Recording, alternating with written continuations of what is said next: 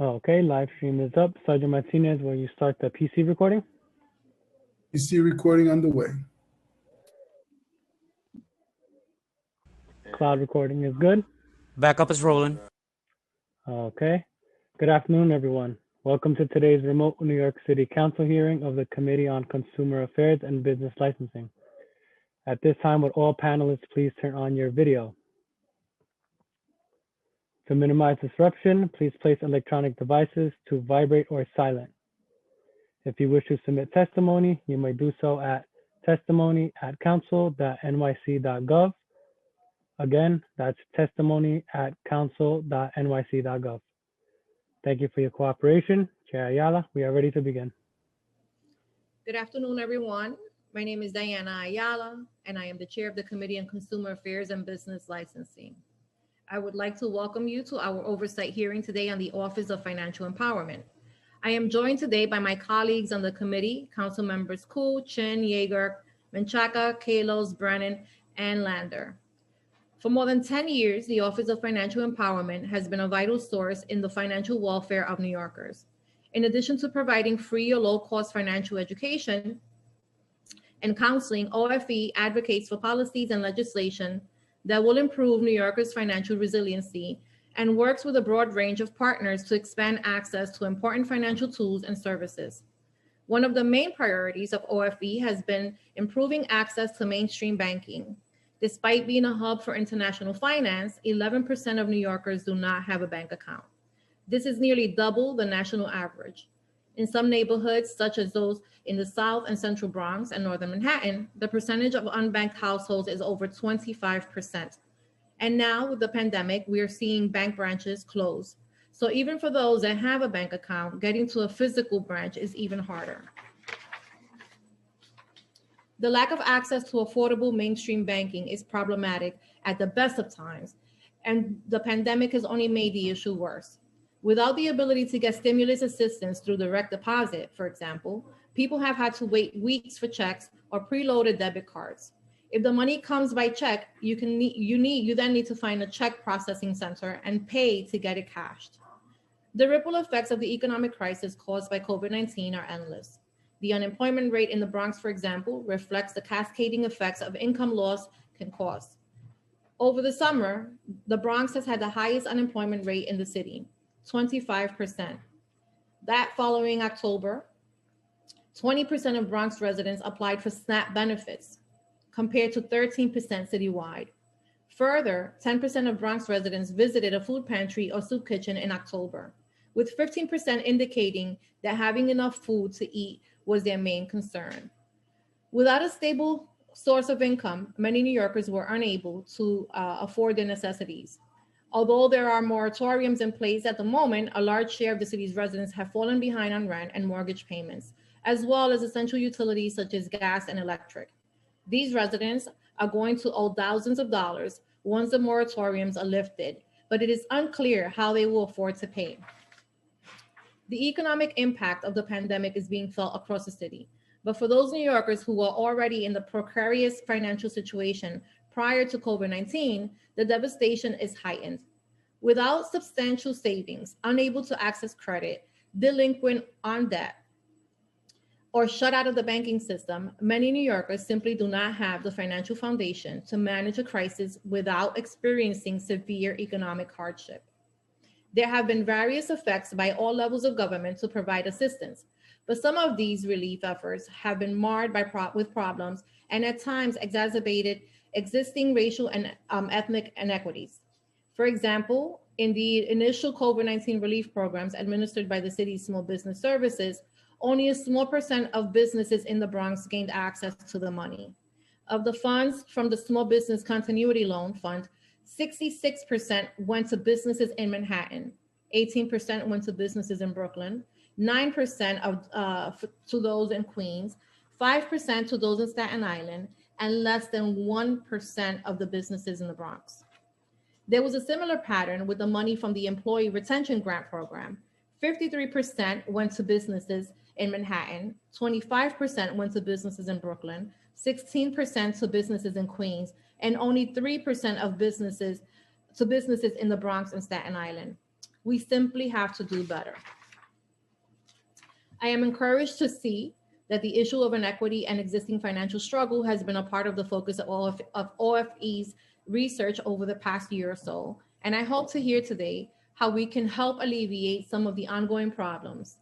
The COVID-19 pandemic did not cause all of the economic instability facing New Yorkers today, but it has intensified it. And unfortunately, the negative effects are being felt by those already marginalized. The pandemic has intensified inequalities along racial and ethnic, social, economic, and neighborhood lines. So it is important that we have this hearing today so that we can plan a comprehensive route to economic stability for all New Yorkers. I'd now like to turn it over to the committee counsel to go over some procedural items. Thank you, Chair Ayala. My name is Josh Kingsley. I'm the committee counsel. Before we begin testimony today, I want to thank everyone for attending and remind everyone that you'll be on mute until you're called on to testify, at which point you'll be unmuted by the host. I will be calling on panelists to testify. Please listen for your name to be called. The first panelist to give testimony will be the Commissioner of the Department of Consumer and Worker Protections, Lorelei Salas, DCWP. We'll also have the following people available for questioning: Nicole Davis, who is the Acting Commissioner of the Office of Financial Empowerment, and Stephen Atani, who is the Executive Director of External Affairs. I will call on each of you shortly when it's your time to give testimony. During the hearing, if a council member would like to ask a question, please use the Zoom raise hand function. I will call on you in order. We will be limiting council member questions to 5 minutes, which includes the time it takes for the panelists to answer your question. Please note that in the case of virtual hearings, there will not be a second round of questioning outside of the questions from the committee chair. Lastly, all hearing participants should submit their written testimony to testimony@council.nyc.gov. Before we begin testimony, I will administer the oath to the administration. Commissioner Salas, Deputy Commissioner Davis, and Mr. Atani, please raise your hands and I will call on each of you individually for a response. Do you affirm to tell the truth, the whole truth, and nothing but the truth before this committee and to respond honestly to council member questions? Commissioner Salas? I do. Thank you so much. Acting Deputy Commissioner Davis? I do, yes. And Mr. Atani? I do. Thank you all, and you may begin your testimony. Good morning, Chair Ayala and members of the committee. I am unmuted, right? Okay. I'm Lorelei Salas, Commissioner for the Department of Consumer and Worker Protection. I am joined today by Nicole Davis, Acting Deputy Commissioner for the Office of Financial Empowerment, and Stephen Etanani, Executive Director of External Affairs. Congratulations, Madam Chair, on your appointment to lead this important committee. I enjoyed our most recent conversation, and my staff and I are looking forward to working with you on a range of priorities at this critical time in our city's history. The Office of Financial Empowerment, or OFE, focuses on initiatives that support New Yorkers and communities with low incomes in building wealth and improving their financial health. OFE educates, empowers, and protects residents and neighborhoods with low incomes so they can build assets and make the most of their financial resources. OFE uses data and research, policy, partnerships, and convenings to advance its mission. Using this model, OFE can develop, offer, and advocate for innovative programs and products for all New Yorkers.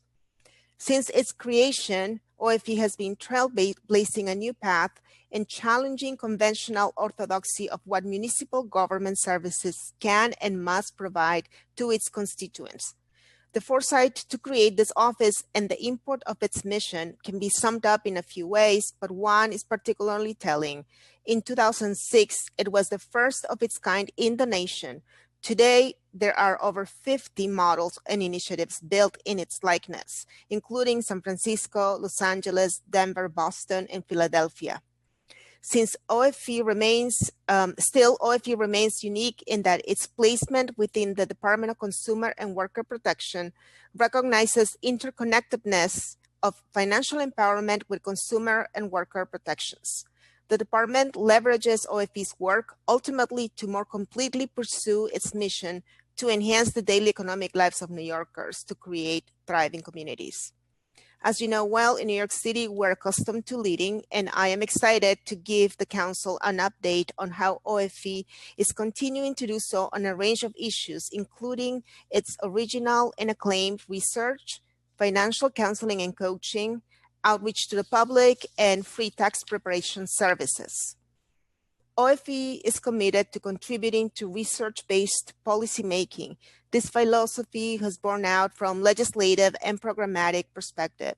OFE's research and reporting of predatory lending in the secondhand auto industry in New York City informed two pieces of legislation passed by Council in 2017 to augment consumer protections and bridge language access gaps for residents citywide.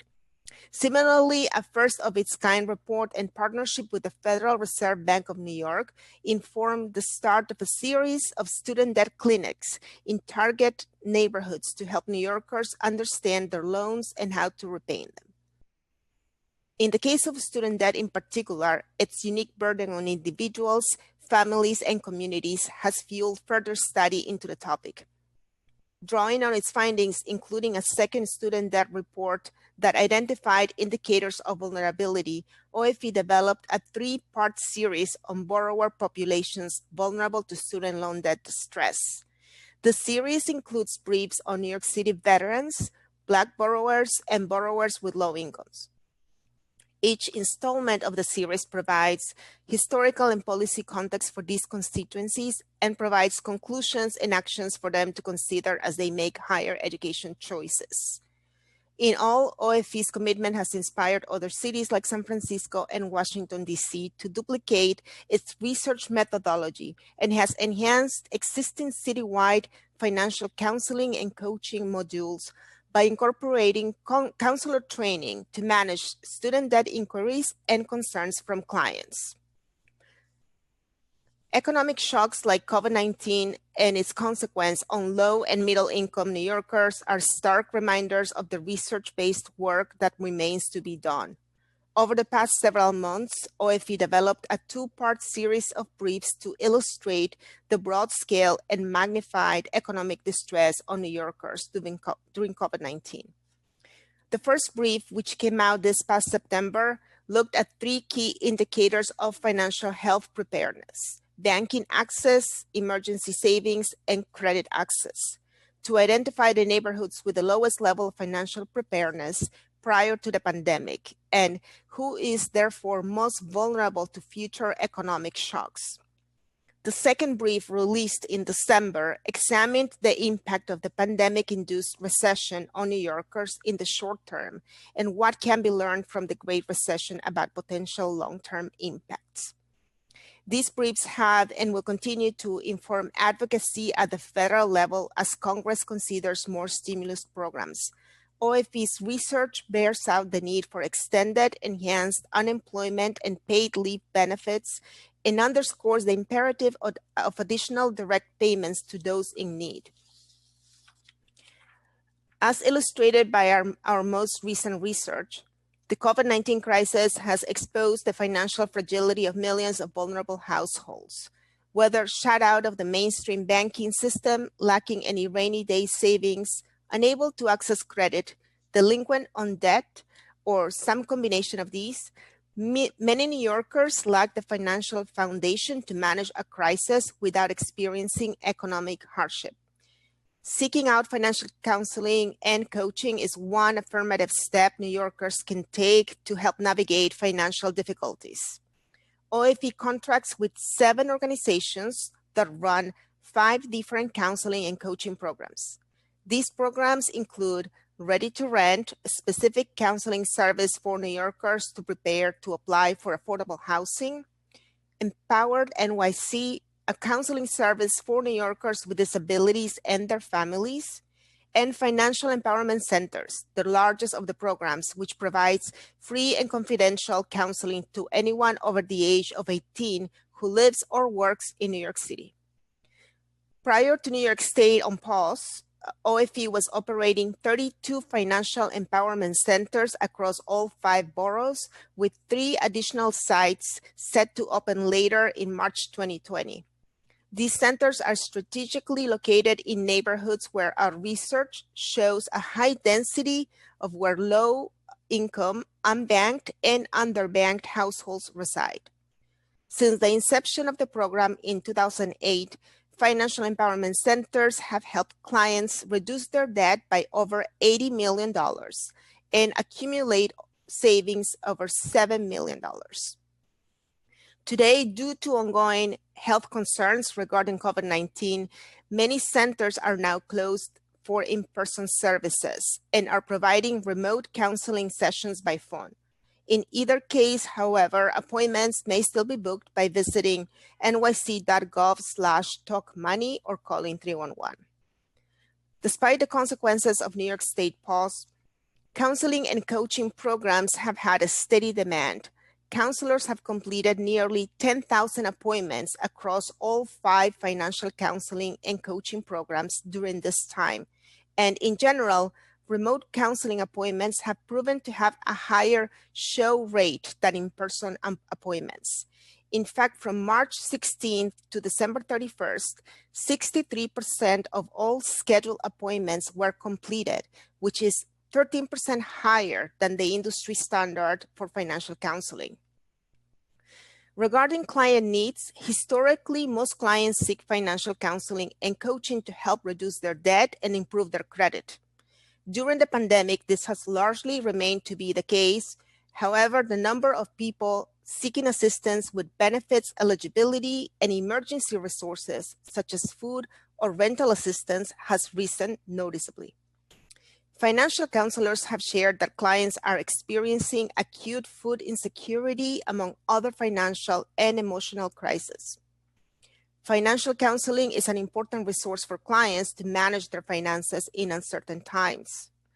Get connected to emergency assistance, avoid scams and predatory products and services, and protect their income and assets. As a result, OFE created a COVID-19 resource guide for counselors to use to direct clients to existing and emergency resources for food, shelter, transportation, and health-related matters.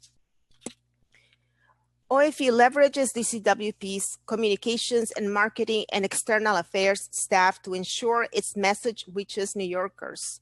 Fact sheets on student loan debt payment relief are found on DCWP's dedicated landing page for information during COVID-19 crisis, nyc.gov/DCWP alerts. After the passing of the CARES Act, additional tip sheets and guidance were created to assist New Yorkers in securing economic impact payments. As usual, these resources are translated into at least 12 languages and amplified at virtual events coordinated by DCWP staff. DCWP regularly leverages its relationship with stakeholders and sister agencies to amplify OFE's work. Events with the Department for the Aging, New York Immigration Coalition, and the Hispanic Federation are just some examples of the 165 financial empowerment events the agency conducted in 2020. From a marketing perspective, DCWP strategically targets constituencies that may benefit from its programs. In 2020, and in response to COVID-19, DCWP advertised that its counseling services were continuing to be made available over the phone. Targeted media buys focusing on expanded language access to Haitian and Russian New Yorkers, and ad buys in subway stations and Link NYC kiosks. In addition to visiting numerous food pantries and food distribution centers, help to drive consistent intake for our financial counselors. One public awareness campaign that is just getting started is our annual New York City Free Tax Prep program. NYC Free Tax Prep is a free tax preparation service administered and funded by OFE with service delivery through contracted community partners with professional preparation provided by certified IRS tax volunteers. This year, individuals with an income of $48,000 or less and families with an income of $68,000 or less qualify for the program. NYC Free Tax Prep offers a number of different options for individuals and families to complete their tax returns, including virtual prep or assisted prep over the internet, drop-off, and in-person services. Over the last 5 years alone, the historically popular program has completed over 735,000 returns and saved New Yorkers over $110 million in estimated tax preparation fees. Functionally, New York City Free Tax Prep relies heavily on volunteer, temporary, and seasonal tax workers. Prior to the services being disrupted last March during New York State pause, NYC Free Tax Prep providers operated more than 130 sites in all 5 boroughs and had completed more than 55,000 returns. When in-person services were suspended in accordance with New York State pause, providers discontinued work with their volunteers and temporary employees while they awaited guidance from the IRS on delivering services remotely. While many providers adapted quickly to complete returns online and virtually, services were limited, and constituent lack of access to needed equipment and secure internet connection stunted preparation numbers. This tax season, some of the same challenges remain. Lack of access to and comfort with online technology will limit participation of key constituencies. That said, 9 of OFE's 15 contractors this year will offer in-person or drop-off services in all 5 boroughs to help mitigate this issue. Although 1 in 2 New Yorkers are eligible for NYC Free Tax Prep, most choose to pay a commercial preparer or use paid online services to complete their tax return. The increased availability and promotion of online tax preparation may attract more eligible New Yorkers to this safe and free option. New York City Free Tax Prep providers also stand ready to assist New Yorkers in claiming the economic impact payments. In 2020, more than 1,100 New Yorkers received assistance in completing the forms to claim the first round of stimulus payments, and we anticipate more will be helped during this tax season. As Congress and the White House discuss additional stimulus payments, NYC Free Tax Prep providers are ready to help New Yorkers claim these critical funds.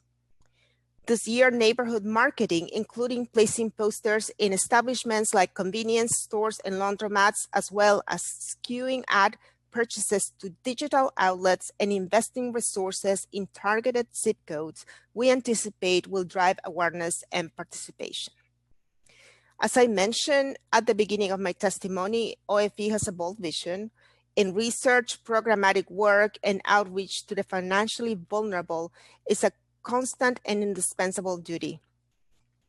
I am asking the Council to join OFE as a partner in supporting an inclusive and equitable approach to our recovery from COVID-19, an approach that of course addresses the public health challenges facing our city, but also importantly supports financial health resiliency so that New Yorkers can better withstand future economic downturns.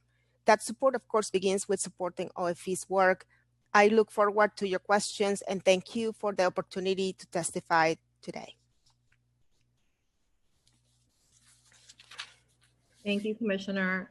I think, obviously there's no doubt that OFE offers a really valuable, resource to New Yorkers. And, I'm excited for today's conversation. I think that I'm really curious to find out how we as a council can help ensure that, our constituencies know of the resources available through OFE and can help, with any, maybe marketing opportunities through our individual offices. But I have quite a few questions. I will ask a few and then I will defer to my colleagues.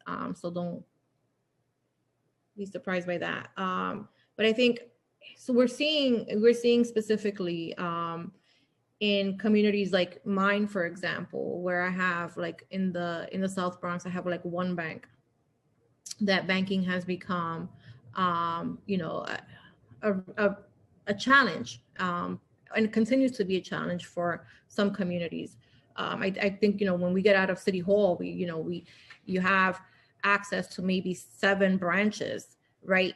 Within a couple of blocks radius. In some communities, you have none. And now we're seeing more and more branches close.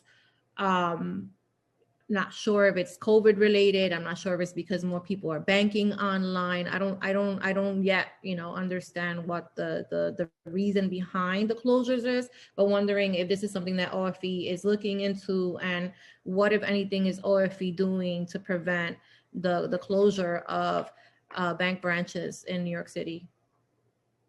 Thank you for that question, Chair Ayala. It is definitely one that we are always concerned with. As you know, access to banking and safe products is a very important goal of our office.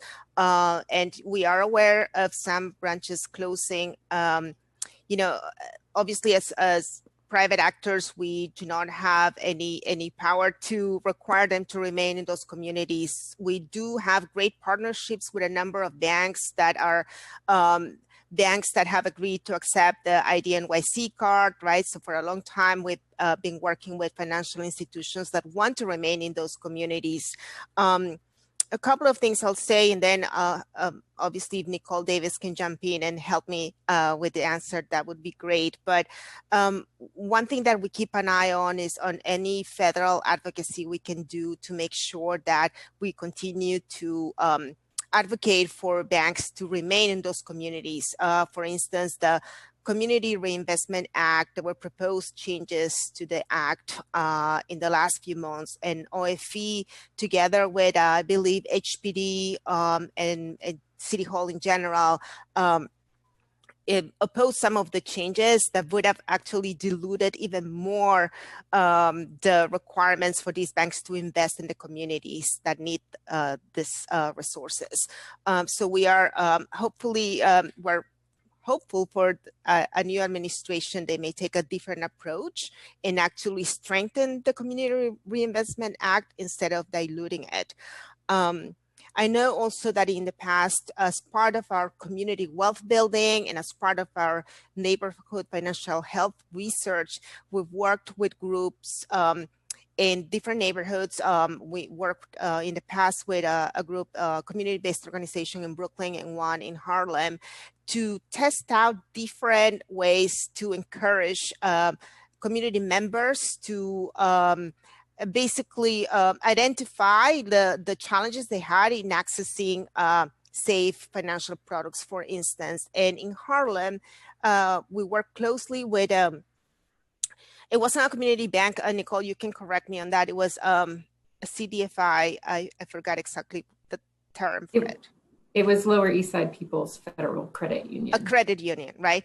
To figure out, what is one way in which we could be encouraging more traffic from community members to the credit union, and we engaged with what we call peer promoters or promotoras in Spanish, who they themselves were members from the communities who that is underbanked or unbanked, and they opened their accounts, and they were credible vehicles for bringing information to their neighbors, to the people they encounter at the schools, to talk about the importance of opening an account in a credit union where there may be very low fees in accessing your money, and take away that incentive to go to a check casher, for instance, right? And it was a pilot program, but we compared the numbers of new accounts open during the period that the promotoras were working in the community versus the year before. And the numbers were great. I think the increase was close to 50% more accounts open. So it's something that works, right? At least it worked for that community, for that specific need, wanting to drive more traffic to the credit union. But Nicole, if there's anything else you want to add to this issue, to this question. Absolutely. One of the products that the Office of Financial Empowerment helped to create was the NYC Safe Start account, which is a safe and affordable bank account with terms that were identified, before, and then, an RFP to help collect participants in it. It was to help New Yorkers set up a savings account with no overdraft fees, no monthly fees, provided that a minimum balance was kept, low minimum balance requirements, $25 or less, and an ATM card. And so our work with financial institutions to provide that, is one way that we can, advocate for New Yorkers to have access to banking. Other ways, in addition to what the commissioner shared about the CRA comments, is partnering with community-based organizations and looking at different research. So there are groups that have looked at the presence of CDFIs in a community as leading to more investment in small businesses. And so working with them to learn from their research and also advocate whenever we have the opportunity to, speaking to our peer offices at the state level, and hopefully under this administration at the federal level as well. I also just want to mention one thing, since Nicole is speaking about state level advocacy, is that our 2015 partnership with the Urban Institute that really fueled a lot of the statistics about on and underbanking in New York City, that report was often cited not only in our own advocacy in Albany, but also amongst our partners like New Economy Project and others, that for the first time in, I believe, since its founding in 2007, the CDFI fund was appropriated money in the New York State budget just a couple of years ago. So that's just a tangible example of how our research has led to real, results to kind of close gaps, in this case, particularly on and underbanking. Let me just finish this part by connecting it to the financial counselors, right? Opening a bank account is one of the number one things that a counselor can assist a client who's working on their financial health, right? So it is part of what the counselors do all of the time, helping individuals begin to build assets, and opening a savings account, a bank account is one of the first steps they help clients with. And I think that the credit counseling is really important. I find that, most people that, in my community are not opening bank accounts because either a bank is not existent, a credit union is not existent, or because they also maybe have credit issues, right, that prevent them from being able to open an account in the first place, because they're afraid, and rightly so, that their accounts will be frozen because maybe they have credit card debt, maybe they have, child support issues.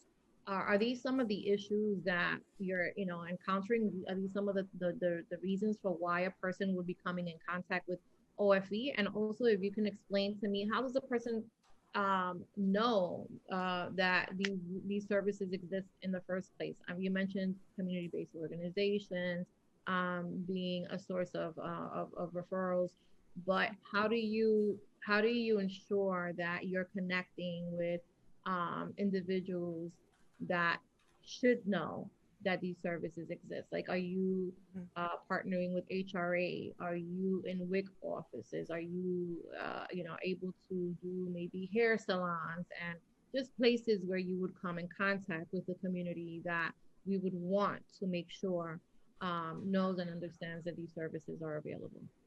Yes.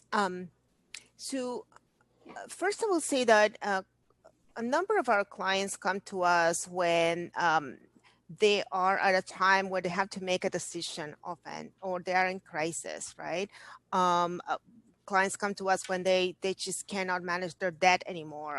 That is one of the big drivers for seeking financial counseling.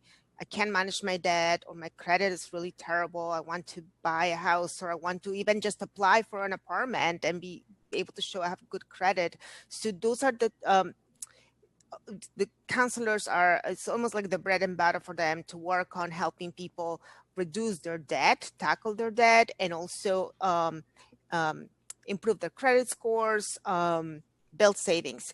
And so certainly that is one of the, I think, the biggest concerns for clients coming into our centers, managing their debt.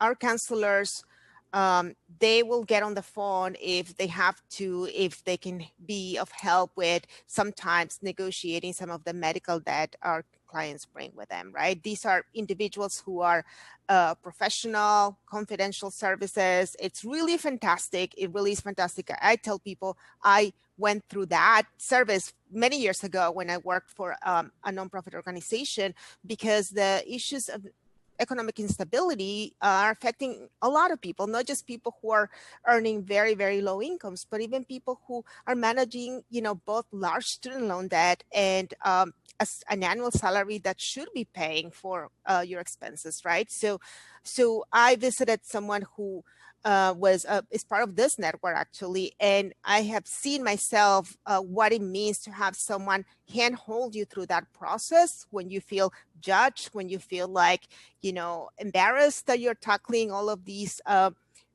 financial problems. So it's certainly an amazing resource, and we do the outreach for the program in a million different ways. I mean, if you have any suggestions, we're happy to take them. We are doing both marketing campaigns. We've done really great public awareness campaigns in our subways, in our buses. We always work with elected officials and make sure that they all have the information that they can provide to their constituencies. One thing that I always tell people when I am talking people one-on-one, and over this past summer, when you would see those very, very long lines of people waiting for food distribution, we went to those lines and talked to every single person standing on the line and gave them the information about our financial empowerment centers. Because that's who needed it the most, right? So we use one-on-one, on the ground outreach. We use communicating via elected officials, community boards, you name it. And so definitely working with other agency in partnership. In fact, the core financial counseling and coaching program has, in the last few years, we've sort of gone into more depth into certain issues or specific populations that needed even a program that was even more nuanced with respect to their needs. So for instance, we have, as I mentioned earlier, our Empower NYC program, where we work very closely with the Mayor's Office of People with Disabilities to make sure that people with disabilities who are interested in earning an income or finding a job are able to do those things to improve their financial health without putting at risk their eligibility for key medical benefits, right? So our counselors were trained to be able to identify those very important issues that they need to watch out for. Anyway, that's one program. We have a program, as Nicole mentioned, the Ready to Rent program, which is funded by the council, where we help people get ready to apply for affordable housing. That is a program that we definitely have seen a lot of demand even during the last year. We have our counselors fully scheduled for those appointments. So there's a lot of interest in that. And then the student loan debt program is another way in which we our research helped to identify those neighborhoods where we had a lot of distress, a lot of defaults. The Bronx was one. It has 4 or 5 different neighborhoods where we saw a lot of stress from student loan borrowers. And we spent a lot of time in the community doing listening sessions, talking to people, but also then putting together the student loan debt clinics, where all we did was first, help you with that immediate issue that you have. You want to be able to access some of the existing repayment programs that exist at the federal level that are very complicated to navigate, right? So we have a counselor who can handhold you through that, and then make sure that you continue to work on your financial health by looking at your budget, looking at whether you have a savings account, right? So definitely very strong partnerships. The Taxi Limousine Commission is another agency with whom we're partnered very closely for the Drivers Resource Center. So while TLC manages the daily operations of the center, the contracts for the legal services provider, and for the coaching are through our office. So that is another more recent program or variation of the financial So do you, counseling. Commissioner, do you work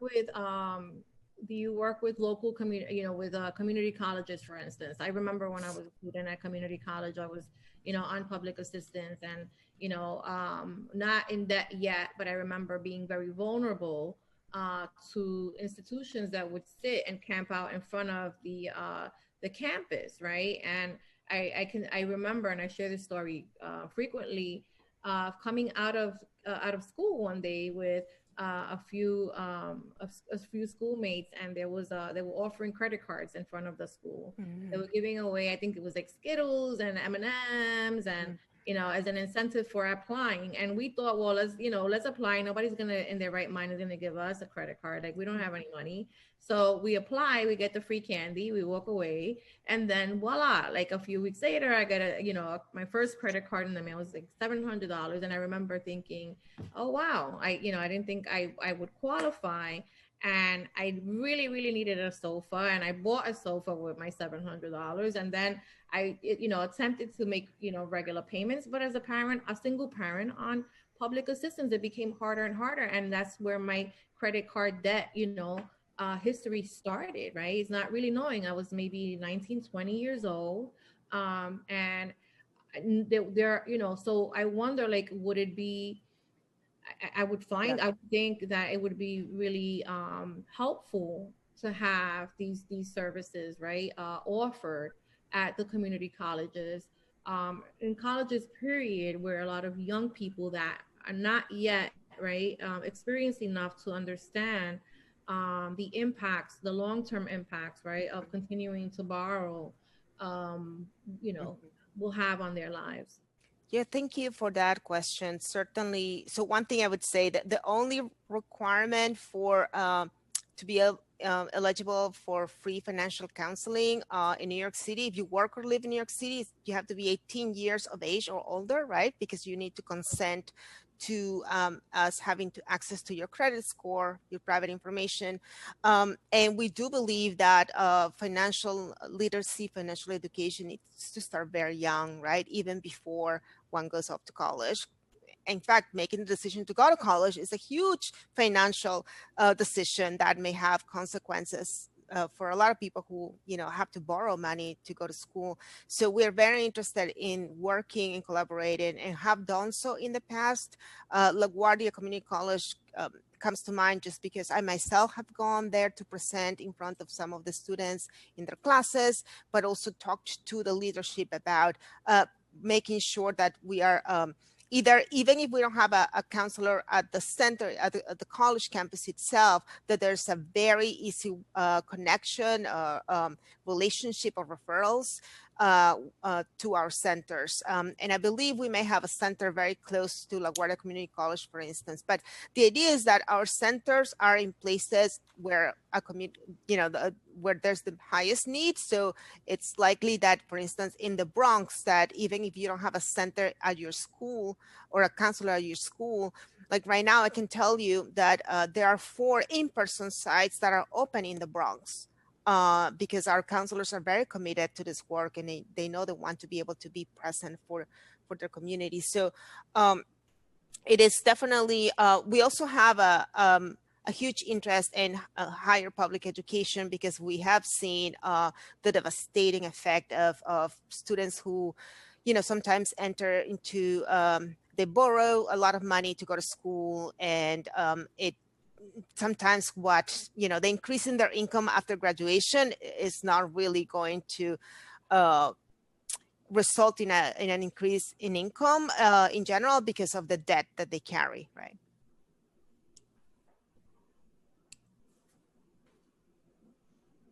But in my opening remarks, I referenced the fact that so little of the businesses in the South Bronx and in Northern Manhattan qualified for small business relief funds. And I wonder, how has OFE worked with the individual and small businesses in getting access to various government assistance programs? And are you focusing on those communities specifically? that did not qualify and that received so little of these funds? So I will tell you first about, I'll answer your second question first.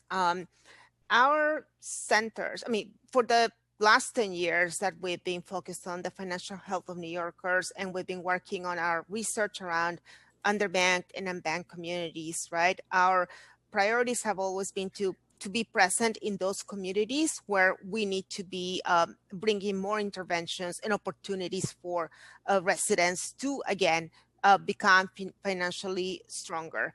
So it's no surprise that actually during COVID-19, when we saw initially during the first phase, the 27 neighborhoods that were the highest impacted by COVID-19 infection rates are some of the same neighborhoods where we have our financial empowerment centers and where our counselors are working every day. So there's a lot of commonality between like what we have seen post COVID-19 are the neighborhoods where we need to be investing more in order to really think about a recovery that's equitable, and those neighborhoods where we already knew we needed to be investing our resources in. So there's that. Like, I think we start from the premise that our work has been already directed to these areas. In terms of small businesses, so I know that we have a small program that actually does help small businesses with financial counseling. And we also have the investment in the TLC Driver Resource Center. But I'm not sure that Nicole, that if we have had any other sort of touch with small businesses with respect to their ability to access some of these small business loans or the relief from the federal government. So the financial counselors at the financial empowerment centers have mentioned there's either confusion or questions or a need for assistance in applying for some of these small business specific, relief programs. And so we were able to get some great information from other partners in the city about where exactly we should be referring those small businesses. Our financial counselors could not help someone complete that type of application or like a benefits application, for example. So there have been referrals out. As the commissioner mentioned with the Driver Resource Center, there has been, because of that center's purpose, there has been significant work with medallion owners and other for-hire vehicle drivers to apply for and receive those benefits and those resources. The commissioner mentioned we have a very small program that is mostly about raising awareness with small business owners that financial counseling is available to them. And so we have had some small business owners come to the financial empowerment centers, to look at, for so many small business owners, micro entrepreneurs, they use their own personal credit in order to qualify for business credit. And so that can be difficult to untangle. So we have seen some of that, but given the complexity of these applications, we've had to refer out to resources or, directly to their bank for the PPP loans. The financial counselors are great at helping someone pull together all of the documents that they may need and learning how to access different documents that they may have trouble finding or needing to get replaced. Have a guest. So yeah. So cute. It's okay. You can leave them. We love cats. But does OFE play a role in advocating on behalf of in communicating the complexities of these applications and how difficult it is for small business owners or taxi medallion, holders to understand and kind of navigate? Because I think that was one of the issues, was that there really was not that support system built into our communities. And so, you can see the disparities are very clear. I mean, the fact that Manhattan small businesses receive 66% of these grants and loans is pretty significant. And I would wager that, the bulk of the 66% were on the southern part of the island and not on the northern part of the island, because it's what I'm hearing from small businesses. But I have a bunch of questions, but I don't want to be dismissive of my colleagues, and I want to be aware of their time. I believe that Councilmember who was next? You had a question? Yes, thank you, Chair Ayala. Yeah. Hello, Commissioner. How are you? Yeah. Hi, Councilmember. Yeah, I have a question. Is like your Office of Financial Empowerment, OFE, right? How many staff you have? I mean, how many counselors or how many different offices you have? Yes. So the on staff we have the department, the division is a small office, supposed to have 20 staffers. In my office, there's actually 5 vacancies right now, including the deputy commissioner's role. So we're down to 15 people in the office. But the work that we're doing of financial counseling and the free tax preparation services, for instance, is all work done via contracts with community-based organizations and service providers, right? So the counselors are hired by these organizations that participated in an RFP process with the city and who were awarded contracts, right? Typically, they're 3-year contracts. And the role that we provide on staff is our office does a lot of the coordination. We do a lot of the program supervision, trainings of the counselors. We are always trying to make sure that our services are accessible to all the communities and that there's a uniformity to it. And obviously, another very important role is to continuously update the counselors on new developments, especially post-COVID-19. There were a lot of relief programs, as we all know, and many of them had complicated applications processes. And so our counselors were armed with the most up-to-date information on benefits available both at the city level, the state level, and the federal level. So there are 35, at least before COVID-19, there were 35 centers across the city. Right now, like I said, most of them are doing virtual services, but many are anxious to go back to in-person. So that's how the program runs. So what is the budget for this office? Yes, so there is about, let me just look at my note, 7 million or so, yes. $7.8 million is the total OFE budget. 99% of the budget is going to programs and contracts, right? So 99% of that budget actually goes into the communities, right? Most of that money is either with the financial empowerment centers or the free tax preparation service providers that get the funding through our office.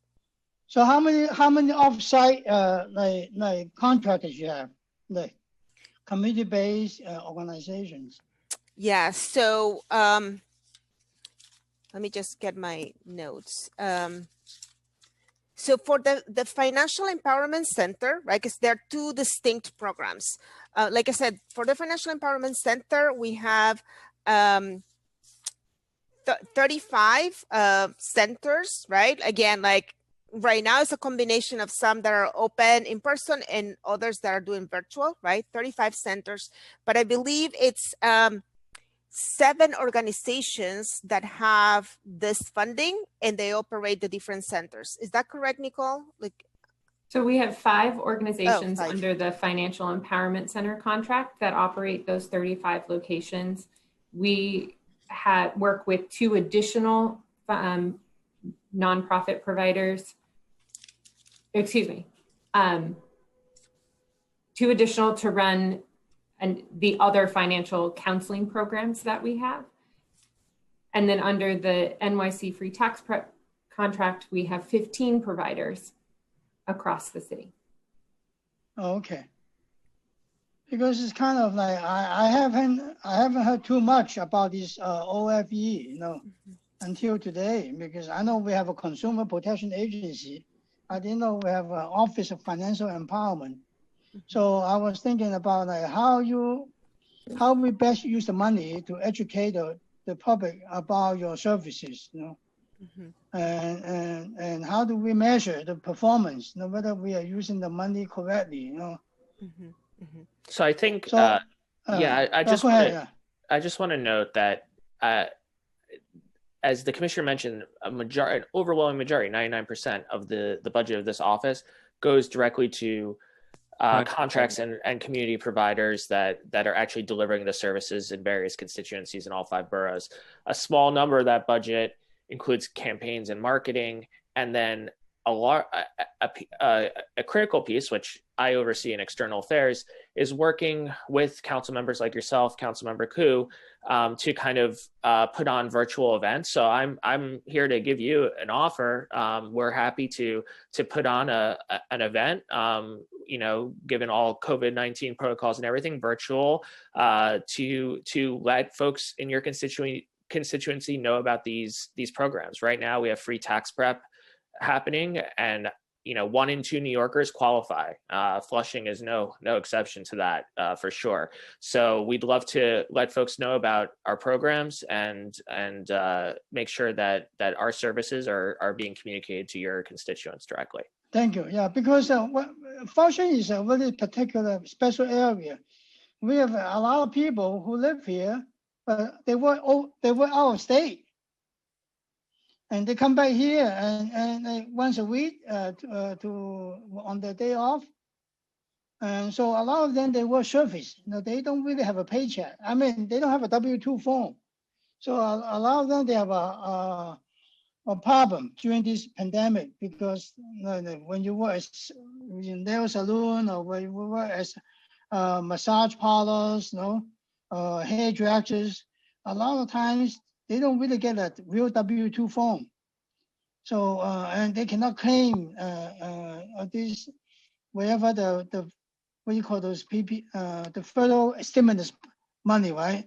So I hope you guys can tell them how to apply for their entitled share, you know, because it's very confusing because they don't really like have a W-2 and then their business is closed now.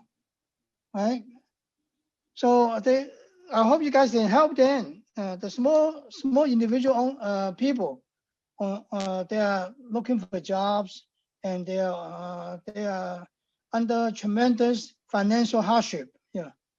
So thank you very much for your service. Yeah. Thank you, Councilmember. I'll make sure I contact you to arrange something virtually and see whether you can do something for the Queens area. We'd be happy to. We'd be happy to, and to think about like the specific needs in Flushing residents. Happy to do that. Thank you. Councilmember Chin. Time starts now.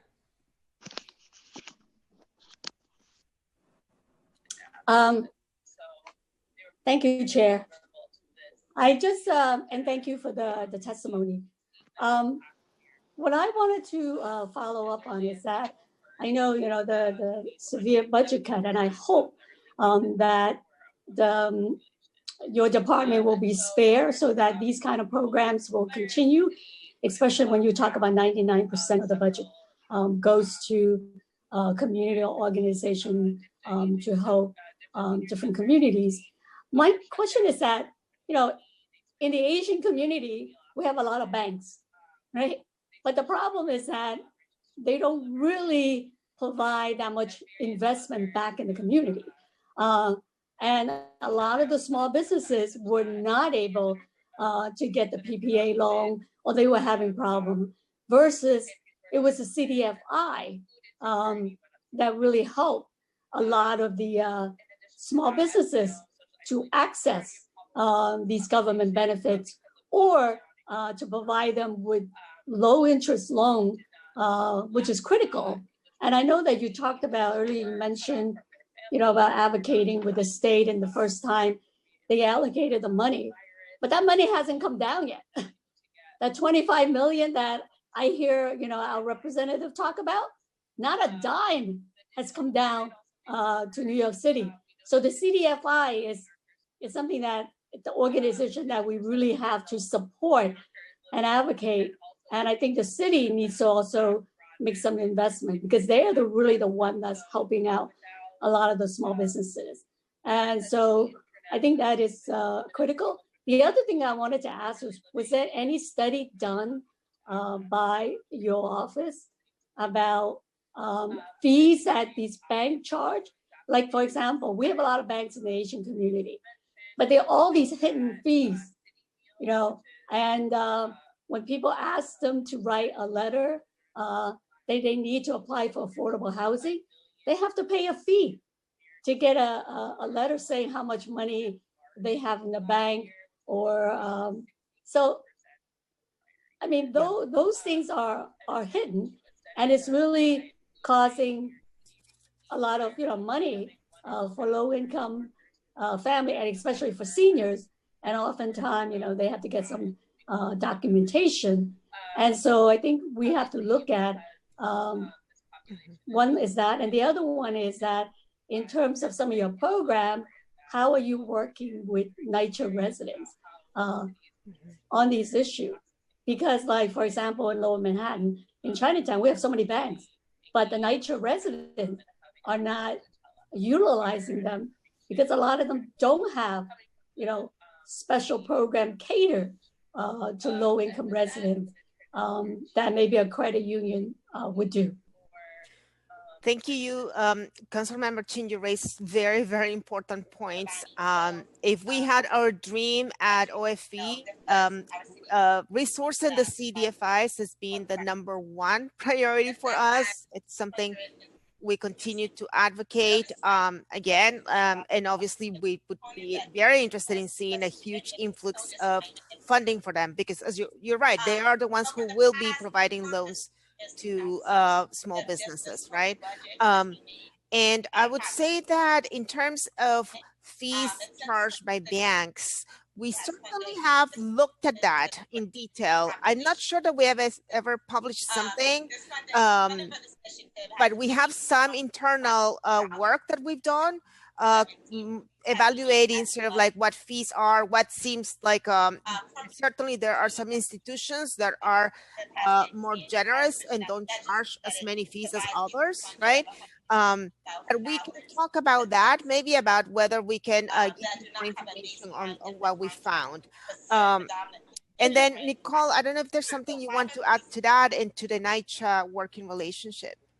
Yeah, I think I'm hearing like I don't know if it's some interference. Are you hearing that as well, Martinez? I am. I'm not sure where it's coming from. Sounds like a news report going on in the background. Yeah. Okay.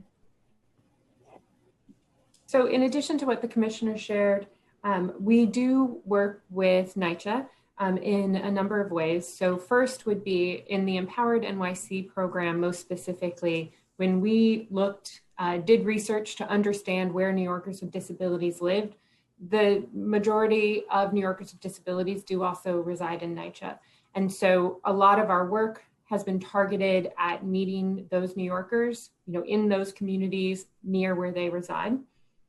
That is one area. Another area is with Jobs Plus. So we work with NYCHA, HRA, and NYC Opportunity on the Jobs Plus program. We provide technical assistance on the financial counseling side of Jobs Plus. And we also work closely with NYCHA Reese to distribute a lot of information on the services, and we include a tax prep information on a NYCHA rent bill every year.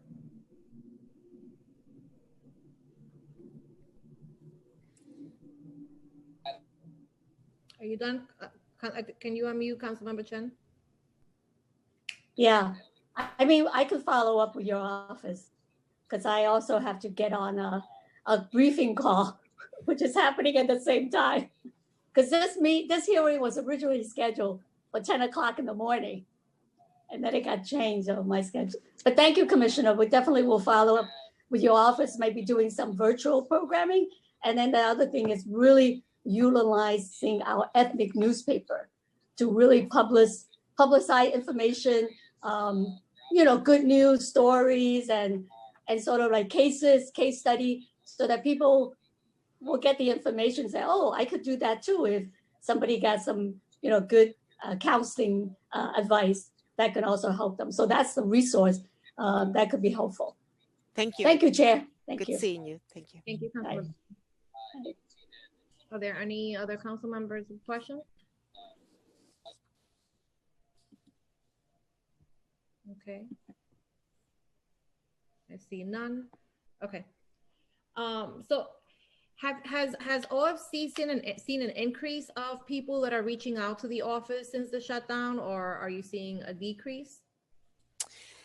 I mean, we saw a steady demand for our services across all of the financial coaching programs. I mentioned earlier that especially in the Ready to Rent program funded by the city, we saw a lot of interest in individuals who wanted to get ready to apply for affordable housing.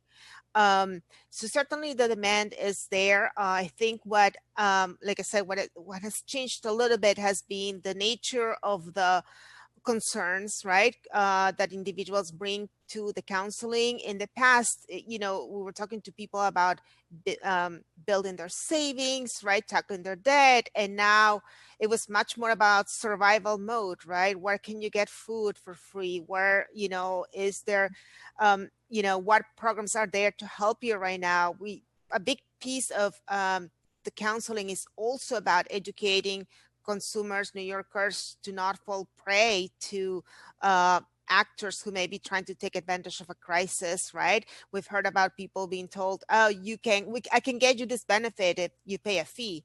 You should not have to pay at all for any type of government benefits. So we provide that role of saying, like, look, what is it that you're hearing? Oh, you're getting offers for this. Well, let me explain it to you. Let's go over this together, right? Or people didn't know that they could access food at a school or a center and no one would ask them for any proof of identity, right? So these are things that have been very important. Other things like I said, student loan debt relief as part of the CARES Act is information that our New Yorkers need. We also, during the pandemic, with our consumer protection arm, we decided to put together a template for New Yorkers that were getting calls and letters from debt collection agencies during the pandemic. And we have a rule in place that says that consumers can request a collection agency to cease communicating with them for specific reasons. And because of the pandemic, we decided this is obviously a moment when we don't want New Yorkers to be even more burdened by these collection agencies. So we put this template together so people could just print it and send it. And in that way, if an agency then tried to contact you to collect on a debt, they would be in violation of the rule, right? So this is something that, again, our counselors were trained to help people with, and another way to really help alleviate the most immediate urgent needs of New Yorkers during COVID-19. Okay. I appreciate that, Commissioner, but according to the fiscal 2020 Mayor's Management Report, the number of New Yorkers served by OFE's financial counseling programs had decreased over the past few years. In fiscal year 2018, over 10,000 New Yorkers were served, while in fiscal year 2020, under 7,000 were served. Can you explain why the numbers are trending downward when the need for such services has drastically increased because of the pandemic? Yeah, so, I mean, certainly with the pandemic in March, a lot of our in-person services closed, right? And we had a period of time when we had to work with our centers to both adapt to virtual online services. I mean, it's not something that we were doing before. It's not something that we were used to as part of our own services at the agency, but certainly the financial empowerment centers relied on in-person counseling sessions. It's also a process of building trust, right? A lot of our clients really were initially very, very reluctant to engage in virtual counseling because there's no way to connect with the individual in person. There are a number of forms that you need to sign actually and be able to, at least now we're set up to be able to do that virtually. But in order to provide consent so we can access your personal information, individuals need to sign paperwork. And like I said, there was definitely a transition period done when our counseling services were suspended, right? And a period of time when we finally adapted to the virtual counseling work. So we But have. how are you doing? So then how are you how do you connect with individuals that don't have access to the internet or that may not have a smartphone? Because we, we share a similar issue, right? Our offices provide constituent services to hundreds of, of thousands of families annually. And going, to transitioning to virtual services was a little bit tricky at first, but we were able to have a phone line that redirected to the staff so that the staff was able to communicate. And a lot of the city agencies were very accommodating. So if you needed to submit documentation, then they were being very flexible on what they were requiring of people, because we also understand that there's a real digital divide in this city, which further, right, adds to the complexities of trying to reach out to people, especially the neediest of people, in during in time of need, right? Most specifically during the pandemic. So for me, it was really important that as soon as we could open, right, that there was someone here physically. And I found that we were one of the only offices that were open citywide, and so we were getting constituents that were coming in from as far as Queens because they had documents that they needed to fax to someone that they didn't have access to a fax machine, they didn't have access to internet, they didn't have access to the equipment necessary. And the unfortunate part of it is that these are families that were dependent on government aid, right? And so they were afraid that they were going to lose their SNAP benefits, right? At a time where food insecurity is like at its highest. People were losing their jobs and they couldn't apply for unemployment, right? So there was a real value in opening the office, albeit we had to figure out creatively how do we open an office in the midst of the pandemic and do it in an environment that is safe for the staff and for the individuals coming in to seek services. But there was a need, so I just wonder if that has contributed to the decrease that you're seeing. And how has OFC has OFC even considered alternatives for addressing those disparities? Yes, and I'll start with addressing the issue of a lot of our services. Like I said, most of these contracts are provided by organizations on the ground in those neighborhoods that need it most, right? Quite a number of those host sites, the sites where the counselors were giving counseling before, the sites themselves closed, right? So these are nonprofit organizations who quickly shifted many cases to only providing food distribution, where every other service was canceled, suspended, because they themselves were trying to adapt to this new world of how do we do this safely, right? In a way that is going to protect people's safety and health without discontinuing the services. So that was definitely a challenge. We're having a combination of like the safety and health concerns, and then the host sites closing down, shutting down for months. And in that case, not having that space available in the community so a client could walk in and bring their paperwork and sit down with someone face to face, right? So we right now, we are really happy to be able to say that, we've begun reopening those centers. In addition to having the virtual and the phone counseling sessions, our partners recognize how important it is to provide the in-person services. So we've 4 open in the Bronx, 1 in Queens, and more will be reopening as we go forward. But that's certainly something that we need to keep working towards. And we've done a lot of work to help them to make sure that they know, like following the social distancing guidelines, the washing the hands, all of the things that we have to do in our own office to be able to provide services through our licensing center. For instance, we have to see the public. So there's no way, right? So we have to be open. So trying to convey to them, these are safe ways in which you can reopen, and they were always essential businesses, organizations, so they had a mission to meet. But Nicole, do you want to say anything else about how we've kind of adapted our services to make sure that clients who don't have access to technology are able to access the services? Absolutely. So in addition to what the commissioner shared, for NYC free tax prep, Thankfully, we've been able to provide a level of what we call drop-off tax prep. So you can leave your documents, you sign the IRS forms that you need to, and you can do it in and out rather quickly. Several groups are even scheduling appointments for that, so you can even spend less time in lines. We recently just approved, and our financial empowerment centers are looking for ways to implement a similar idea for financial counseling. We're calling it intake meetings, where you can meet your financial counselor. Perhaps you were there for tax prep already, and it's a good idea for you to meet with a financial counselor. So that was just approved. We want to try it out for the next couple of months and see if that is an option. And of course, if a New Yorker calls 311, they can learn about the services.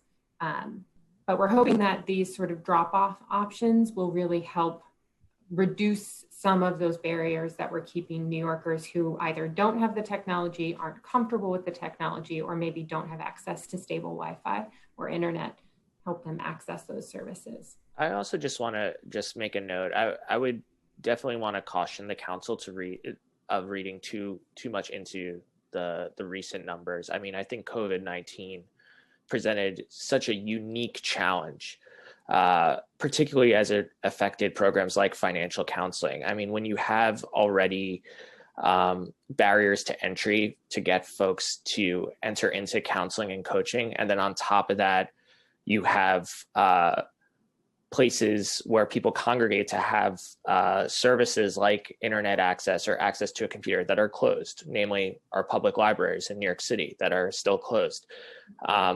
Those do affect the numbers. It is in no way a reflection of the viability of that program, the popularity of that program, and whatever advertising numbers that we had most recently in COVID.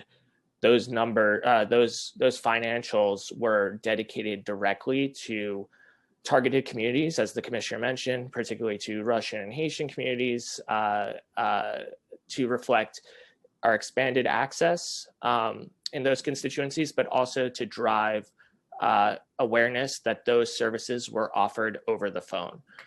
So as I mentioned to Councilmember Koo, I would, the offer is obviously staying for any council member, including you, Chair, for folks in my division and external affairs, certainly the commissioner and Nicole and whomever else, to have a continued dialogue and certainly present to your constituents to make them aware of services that are currently happening in your constituencies and that they can take advantage of.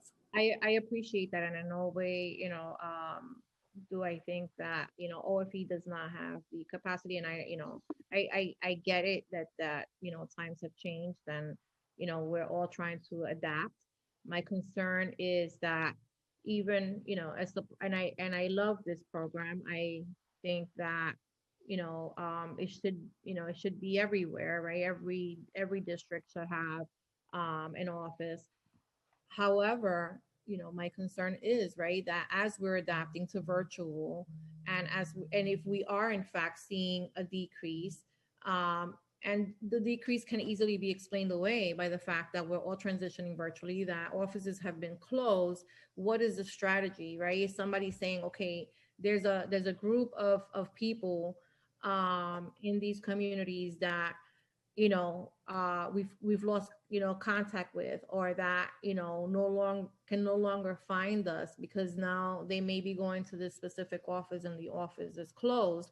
I will, I in all honesty, I don't ever remember having had a conversation about services and benefits offered through OFE at my office, right? And this is like, we engage with dozens of people annually, so it's a missed opportunity to not engage with the local elected officials in that way. I think it's no criticism, but just the way that I've just realized that and we're all aware of the inequities that exist in communities of color.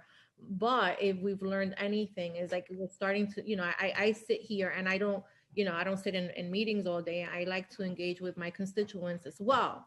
And I find that the families that need the resources the most are the biggest disadvantage, because they don't have access to the computer, because they show up to an office and the office is closed and there's no notification that says, hey, we're not here anymore. If you don't have, but you can call us at this number, right? You don't need a computer. You don't need, you can easily call us at this number, and we will, try our best to work with you. I think that a lot of that, kind of disappeared, and it's unfortunate, right?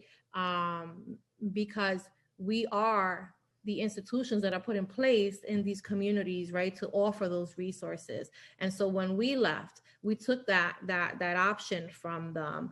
And I understand, like, there were health concerns for staffers, for, ourselves, like everybody wanted, for the people that were seeking services, and we wanted to make sure that we did that. And we provided services safely. And I applaud you, because if you went from, that means you still service 7,000, right? That's still 7,000 people that were able to gain access. But we want to be able to help build off of that.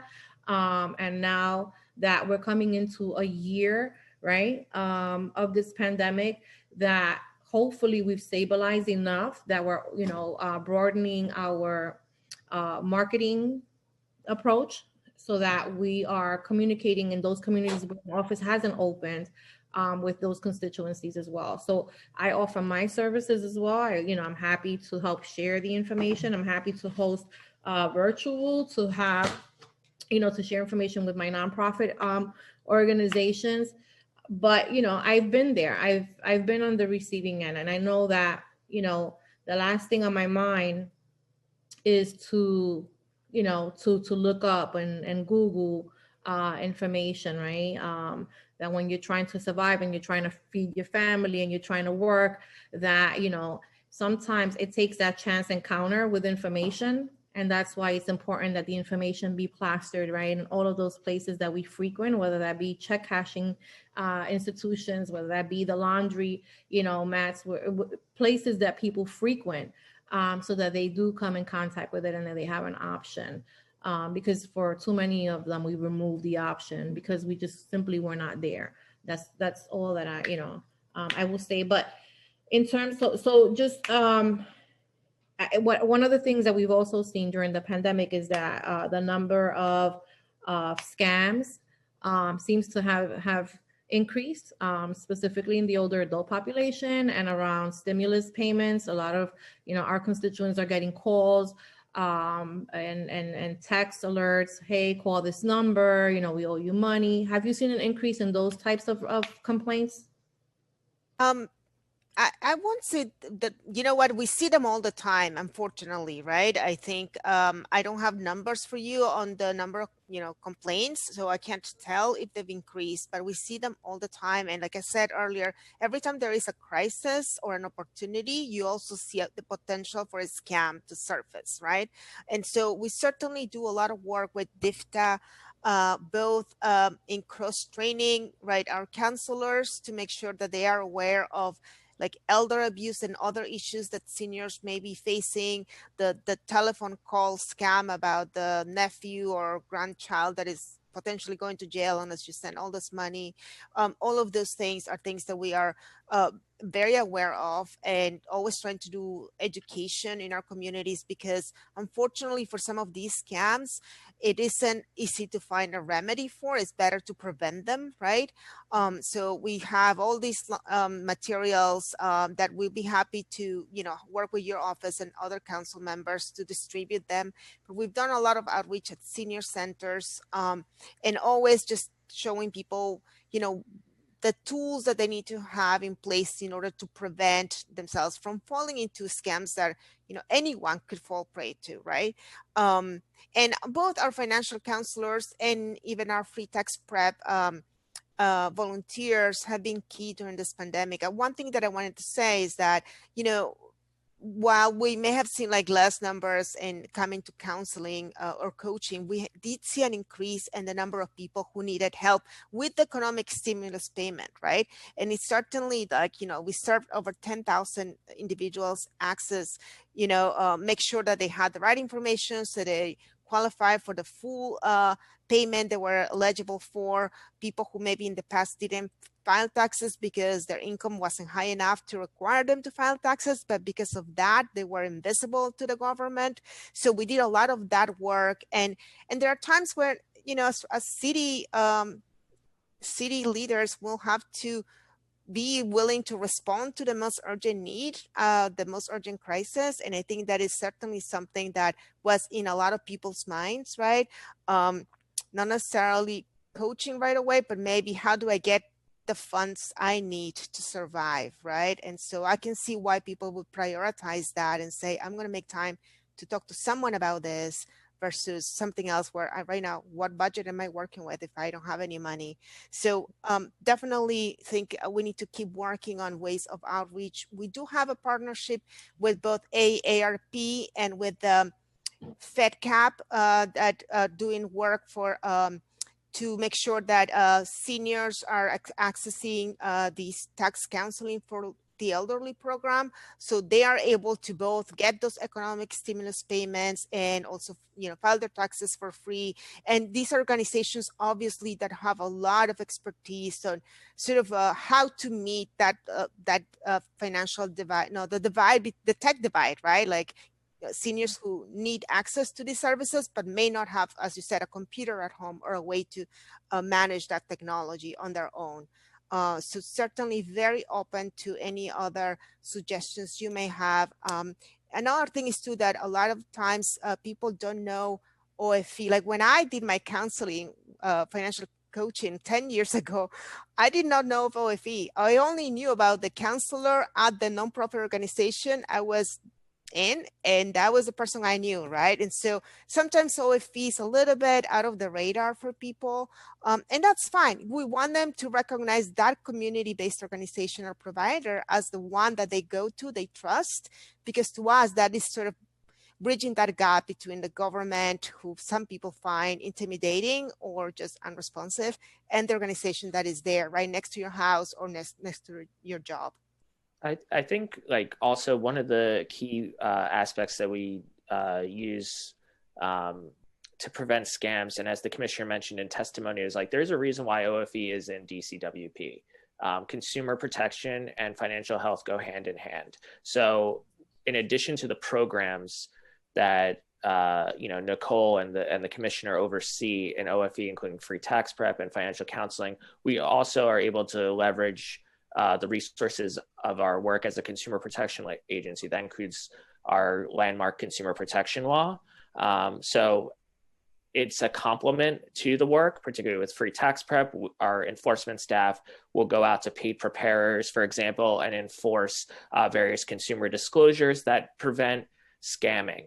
And I think, and I know, Chair, that you're a co-sponsor of Introduction 1622, which would be an update to our consumer protection law. That is a key piece to financial health. You know, to have affirmative programming that the city is putting out to the constituents, but also in cases that require it, having strong laws that protect consumers when they go into the marketplace from being victims of predatory information, whether that's online ads or whether they're walking into a brick and mortar store and are affected by price gouging or some other fashion of a predatory scam. So I just want to zoom out and make sure that you know, the council is aware that OFE's work and our consumer protection work are really a hand-in-hand partnership. I appreciate that. I have two more questions, and so the moratorium, obviously the is weighing heavily on renters, right? The eviction moratorium, sorry, let me clarify. Does the OFE play any role, or, you know, in helping New Yorkers kind of prepare for what that may be, what the impact will be to their families? You know, we expect it to be pretty detrimental unless we kind of come up with creative ways to either cancel the rent or to help renters access government funded programs to help pay rental arrears. But if you don't have a job, you don't qualify for most of those programs. So is OFE playing any role in terms of preparing New Yorkers for what may come? it's a good question. I don't think that I can say we have, but maybe we have, and I don't know about it because my team sometimes does a lot more than I know. But let me say one thing about this, though. I know that for the existing programs, which I know are very limited, right, and have a lot of restrictions, but even those programs run through HRA, like the One Shot, and I forget what the other names are definitely things that we had our counselors trained on so that they could, if someone comes in with like, I can't pay the rent, well, have you even tried this? Let's go for this. Let's try this, right? So anything that is available, our counselors are aware of and are routing people to those programs. But Nicole, can you think of anything else? Yeah. So to add on to what the commissioner shared, every time a new option, whether it was the state eviction the state rental assistance that was open for a short time, or there were several large like mutual funds or rental arrears, privately funded funds, we would push those out to the financial counselors so that they could then share them with their organization or clients they were meeting with to help them put together those applications so that the client themselves could apply for those things. We also, for a long time, if someone came into HRA and applied for a one-shot deal, they would refer them directly to a financial empowerment center to go hand in hand in that process. We still do that as whenever possible. We have also done work to connect with Homebase, and in fact, we have a contract with BronxWorks and they run a home base, and the Financial Empowerment Center is co-located with that home base, specifically about drawing that connection and trying to build off of that.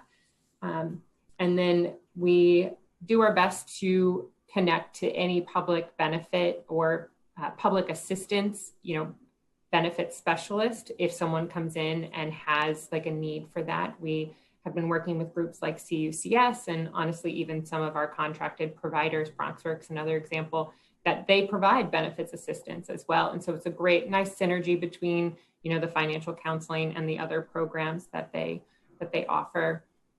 The last thing I would call out is that we have a very small legal contract that's attached to the financial empowerment centers to provide consumer financial, to address consumer finance issues.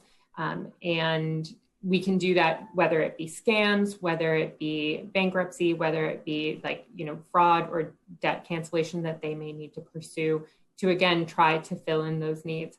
But we agree with you that the eviction moratorium is quite concerning. And if and when there are options to help New Yorkers avoid eviction or apply for rental assistance, we will do our best to incorporate those into our tax prep and financial counseling programs, however possible. And last question, in OFE's report, Already at Risk, the New Yorkers struggling economically before COVID-19, you provide background on the precarious financial situation that many New Yorkers were experiencing prior to the pandemic.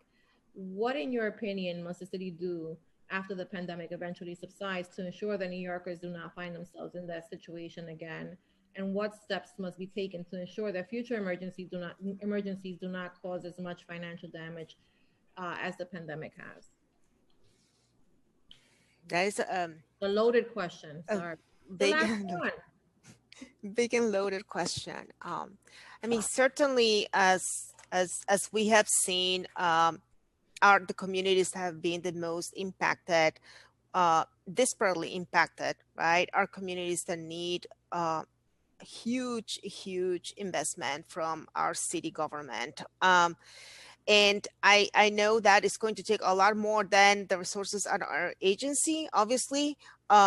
People need affordable housing. People need access to food and education and healthcare. There's just so many things that we need to bring to make sure that everyone has access to, right? There are the larger problems of like debt that we've been carrying, like our communities carry. A lot of our research around student loan debt and other debt have shown that a lot of Black borrowers and Latino borrowers are just never able to build wealth because they're carrying such large debt. part of it has to do also with the choices we make sometimes because we're subject to advertisements, right? Targeted advertisement that try to draw us into making some investments that are not necessarily as wise. So, I mean, whatever we can do as an agency to do a lot of awareness for consumers on how to make those decisions that are going to benefit you for financial health are great, but we will need bigger interventions, right?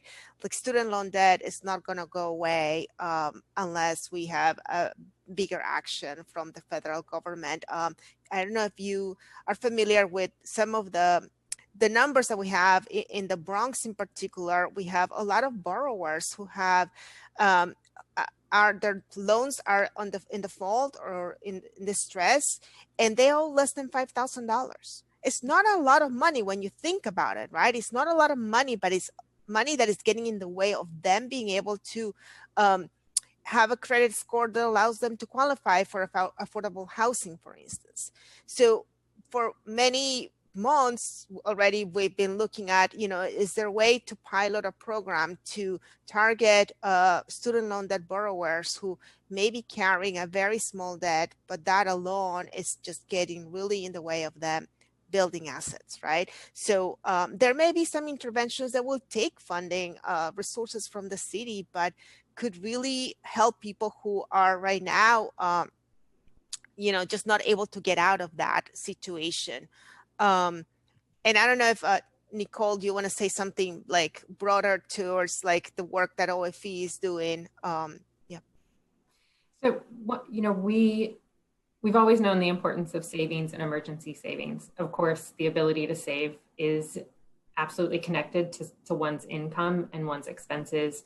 And so, whenever there are opportunities to think about equity, to think about opportunities for asset building, which can then allow someone to have a larger sort of safety cushion, those are really important to us. Looking at ways, back to some of your earlier questions, Chair, when you were mentioning things like banks and access to banking, or even some of the other council members talking about fees that banks are charging.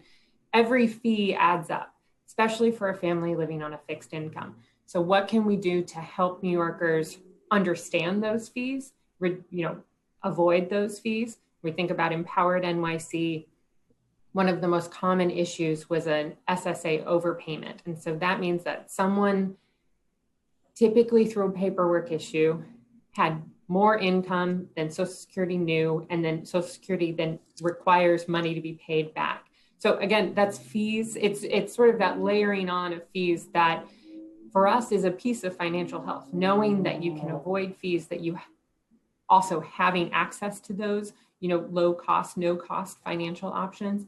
All of that sort of plays together. So when we think about, an equitable city, I think about our Collaborative for Neighborhood Financial Health research that really showed the opportunity for childcare to have a trusted financial institution in your neighborhood really leads to a financially healthier neighborhood and financially healthier, constituents or New Yorkers. And so I think as often as we can advocate for some of those very positive changes, we can, work to update basic banking requirements. That's advocacy with the state, expand other options, and continue to get the message out that there are trusted resources.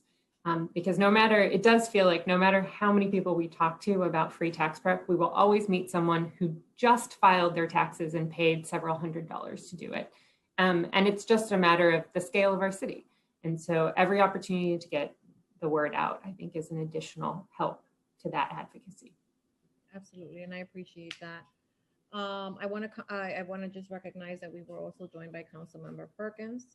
And I will now turn it over to CJ. Thank you, Chair. My name is CJ Murray. I'll be filling in for Josh as committee counsel for the remainder of the hearing. We'll now turn to public testimony. I don't see any of our registered witnesses on the call. So at this time, if you're on the call and you wish to testify, please raise your hand using the Zoom raise hand function. Seeing no hands raised, I'll now turn it back to Chair Ayala for closing remarks. Well, thank you all for coming to testify. I think that this has been a really great hearing, and I think I've learned a lot, and I hope that the viewers have learned a lot. And I look forward to this being one of many conversations as we, move away from, the impact of this pandemic, most specifically on communities that have been impacted and are on the list of the 27, which I will assume at some point will be 32, and then we'll continue to grow within the next few months. But thank you all for coming today, and with that, this meeting is adjourned. Thank you so much. Have a good day. Thank you. Take care. Bye.